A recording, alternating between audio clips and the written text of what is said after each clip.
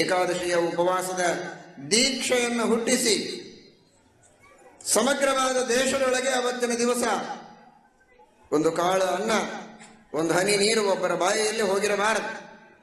ಅಷ್ಟರ ಮಟ್ಟಿಗೆ ಏಕಾದಶಿಯ ಉಪವಾಸದ ಮಹಾತಪಸ್ಸಿನ ಆಚರಣೆಯನ್ನ ಮಾಡಿಸಿದ ಪ್ರಭಾವವೋ ಏನೋ. ಕರ್ಮಣಾ ಜ್ಞಾನ ಮಾತನೋತಿ ವಿವಿಧಿಷಂತಿ ಯಜ್ಞೇನ ದಾನೇನ ತಪಸಾ ಅನಾಶಕೇನ.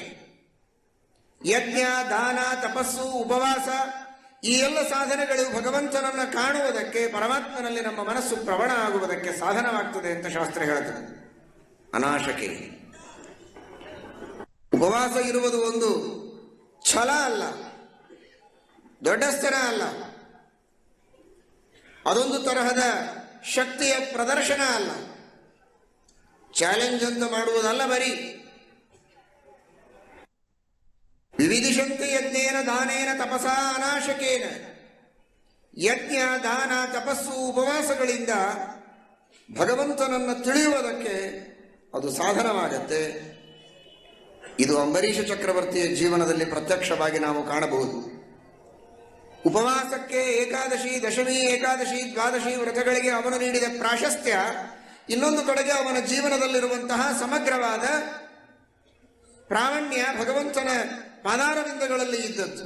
ಇದೆರಡನ್ನೂ ಜೋಡಿಸಿ ನೋಡಿದರೆ ಅವನು ಮಾಡಿದ ತಪಸ್ಸು ಅವನಿಗೆ ಅಂತಹ ಜ್ಞಾನವನ್ನು ನೀಡಿದೆ, ಅಂತಹ ಏಕಾಂತವಾದ ನಿಷ್ಠೆಯನ್ನು ನೀಡಿದೆ.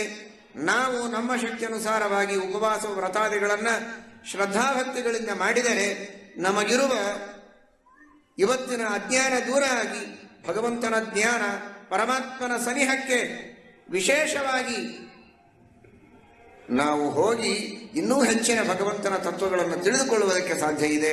ಶಾಸ್ತ್ರಗಳ ಶ್ರವಣ ಮಾಡುವ ಸೌಭಾಗ್ಯ ಸಿಗ್ತದೆ, ಸಜ್ಜನರ ಸಮಾಗಮವಾಗ್ತದೆ. ಇದೆಲ್ಲದಕ್ಕೂ ಅಂಬರೀಷ ಚಕ್ರವರ್ತಿಯ ಜೀವನವೇ ನಮಗೊಂದು ದೊಡ್ಡದಾದಂತಹ ಆದರ್ಶವಾಗಿದೆ.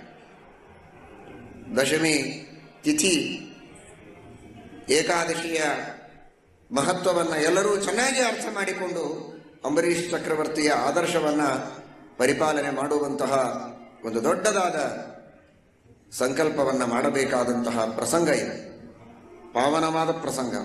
ಯಾವ ತಿಥಿತ್ರಯಗಳ ವ್ರತವನ್ನ ಮಾಡಿ ಜಗತ್ತಿಗೆ ಒಂದು ದೊಡ್ಡದಾದ ಆದರ್ಶವನ್ನು ನೀಡಿದ, ಇತಿಹಾಸವನ್ನೇ ನಿರ್ಮಾಣ ಮಾಡಿದ ಅಂತಹ ಅಂಬರೀಷ ಚಕ್ರವರ್ತಿಯ ಚರಿತ್ರೆಯನ್ನ ಅದೇ ತಿಥಿತ್ರಯದಲ್ಲಿ ನಾವು ಶ್ರವಣ ಮಾಡುತ್ತಾ ಅವನ ಆದರ್ಶವನ್ನು ಮನಸ್ಸಿನಲ್ಲಿ ರೂಢಿಸಿಕೊಳ್ಳುವ ಪ್ರಯತ್ನವನ್ನು ಮಾಡಿ ತಿಥಿತ್ರಯವನ್ನ ಅನುಷ್ಠಾನ ಮಾಡುವಂತಹ ಒಂದು ನಿರ್ಧಾರವನ್ನು, ಪ್ರತಿಜ್ಞೆಯನ್ನು ಕೈಗೊಳ್ಳುವುದು ನಿಜವಾಗಿಯೂ ಒಂದು ದೊಡ್ಡದಾದ ಸುಯೋಗ.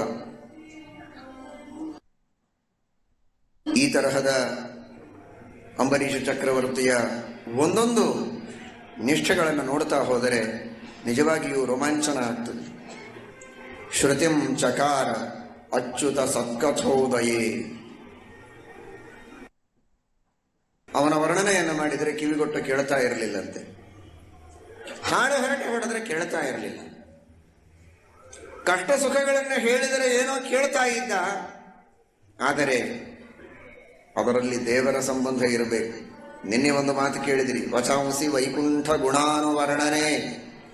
ತನ್ನ ಮಾತುಗಳಿಂದ ಏನೇ ಆಡಲಿ, ರಾಜ್ಯದ ಕಾರ್ಯಭಾರಕ್ಕೆ ಸಂಬಂಧಪಟ್ಟದ್ದೇ ಇರಬಹುದು, ತನ್ನ ವೈಯಕ್ತಿಕವಾದ ಕುಟುಂಬದ ಸಂಬಂಧಪಟ್ಟ ವಿಷಯ ಇರಬಹುದು, ಹೆಂಡತಿ ಮಕ್ಕಳಿಗೆ ಸಂಬಂಧಪಟ್ಟ ವಿಷಯ, ಹೊರರಾಷ್ಟ್ರದ ಸಂಬಂಧದ ವಿಷಯ ಆಗಿರಬಹುದು, ಯಾವುದೇ ಲೌಕಿಕ ಚರ್ಚೆ ಅಥವಾ ವೈದಿಕ ಚರ್ಚೆ, ಇನ್ನಿತರ ಕಾರ್ಯಕಲಾಪಗಳಿಗೆ ಸಂಬಂಧಪಟ್ಟಂತೆ ಏನೇ ಮಾತನಾಡಿದರೂ ದೇವರ ಮಹಿಮೆಯನ್ನ ಸೇರಿಸಿ, ದೇವರ ಗುಣಗಳನ್ನು ಅದರೊಳಗೆ ಪೋಣಿಸಿ, ಅದನ್ನು ಹೆಣೆದು ಹಾಗೇ ಮಾತನಾಡುವ ರೂಢಿಯನ್ನು ತನ್ನ ಜೀವನದಲ್ಲಿ ಇಟ್ಟುಕೊಂಡಿದ್ದ.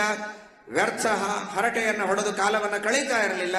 ವಚಾಂಸಿ ವೈಕುಂಠ ಗುಣಾನುವರ್ಣನೆ. ಹೇಗೋ ಅಷ್ಟೇ ಟ್ರೈನಿಂಗ್ ಅವನ ಪ್ರಜೆಗಳಿಗೂ ಕೊಟ್ಟಿದ್ದ, ಮಂತ್ರಿಗಳಿಗೂ ಕೊಟ್ಟಿದ್ದ, ಎಲ್ಲರಿಗೂ ನೀಡಿದ್ದ.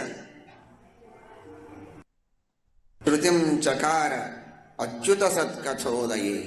ಏನಾದರೂ ತನ್ನ ಕಿವಿಗೆ ಬೀಳಬೇಕಾದ್ರೆ ತಾನಾಡೋದಲ್ಲ, ತಾನಾಡೋದು ಬಹಳ ಸುಲಭ. ಯಾಕೆಂದ್ರೆ ತಾನಾಡೋದಕ್ಕೆ ತಾನೇ ಸ್ವತಂತ್ರ.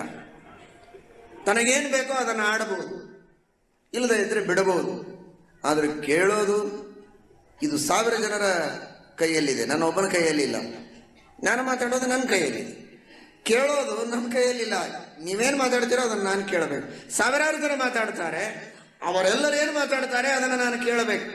ಸಾವಿರಾರು ಜನ ಮಾತನಾಡುವಾಗಲೂ ಅವರು ಭಗವಂತನ ಕಥೆಯನ್ನೇ ಹೇಳಬೇಕು, ಅದನ್ನೇ ಕೇಳಬೇಕು. ಅಂದರೆ ಎಷ್ಟರ ಮಟ್ಟಿಗೆ ತನ್ನ ಪ್ರಜೆಗಳ ಮೇಲೆ ತಾನು ಸಾತ್ವಿಕವಾದ ಪ್ರಭಾವವನ್ನು ಬೀರಿ ಅವರಿಗೆ ಭಗವಂತನ ಕಥೆಯನ್ನ ಹಾಸುಹಕ್ಕಾಗಿ ಹೇಳುವಂತೆ ಟ್ರೈನಿಂಗ್ ಕೊಟ್ಟಿದ್ದ ಅನ್ನೋದನ್ನು ಅರ್ಥ ಮಾಡಿಕೊಂಡ್ರೆ ನಿಜವಾಗಿ ಆಶ್ಚರ್ಯವಾಗ್ತದೆ.